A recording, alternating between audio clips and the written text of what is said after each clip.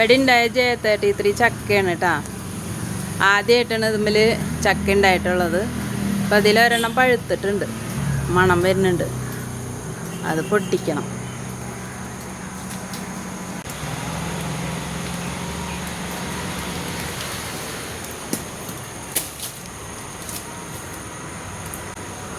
ഏറ്റവും നല്ല ചക്ക എന്ന് പേര് കേട്ടിട്ടുള്ളൊരു ചക്കയാണ് J33. അപ്പോൾ നമുക്കത് മുറിച്ച് നോക്കണം എങ്ങനെയുണ്ടെന്ന് അറിയാം. ഒരു സൈഡ് ചെറുതായിട്ടൊന്ന് ചീഞ്ഞിട്ടുണ്ട്. എല്ലാ ചക്കയും കൂടി കൂടി നിൽക്കണവരനെ കാണാൻ പറ്റില്ല. 15 കിലോ വരെയൊക്കെ വെയിറ്റ് വരുന്ന ചക്കയാണ് J33 ഉണ്ടാവുക.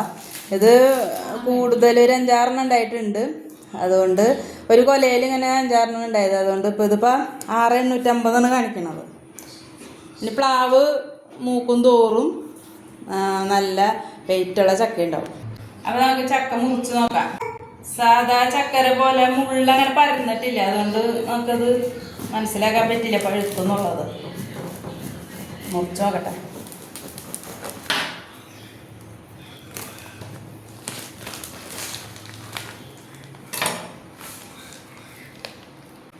വേണ്ട, മഞ്ഞളിൻ്റെ കളറായിരിക്കും എന്നാണ് പറഞ്ഞത് ഈ ചക്ക. അതുപോലെ തന്നെ അല്ല മഞ്ഞളിൻ്റെ കളറൊക്കെ തന്നെയാണ്. ഇനി ഇത് മധുരം നോക്കാതില്ല.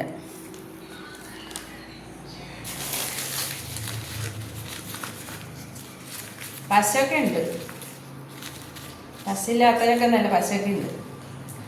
ഇനി മധുരം നോക്കട്ടെ. വെള്ളം കയറിയിട്ടുണ്ടോയെന്ന് പറഞ്ഞൂടെ, മഴ ഇങ്ങനെ പെയ്തായിരുന്നേ.